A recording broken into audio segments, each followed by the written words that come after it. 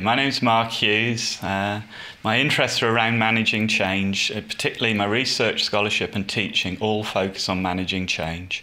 For me that's really important because our hospitals are changing, our schools are changing, our banks, our factories change roles throughout our society, and to some extent to make sense of that I feel is profoundly significant. Managing Change, a critical perspective published by CIPD Publishing, pulls together a lot of the research and studies in terms of change management, in terms of making sense of what works and what doesn't work. There are so many myths and assumptions which complicate the study, but also the practice of managing change. There's a huge agenda here that still needs to be addressed. Particularly pertinent is the 70% failure rate for change initiatives. If that's really true, it doesn't bode well for our current government.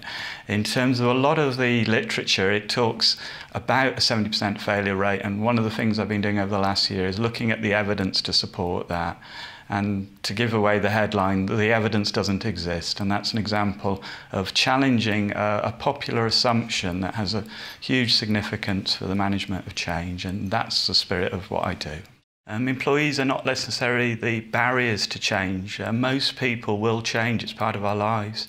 And what employers are increasingly doing is engaging with employees using participative forms of change management, where the employees are part of the change process rather than it being something that's done to them. And in that way, organisations are able to take forward a change agenda in a positive way.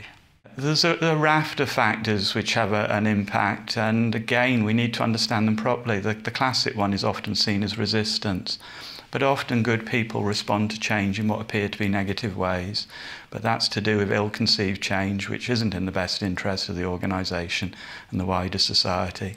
So increasingly we're learning to work with resistance and see it more as a response.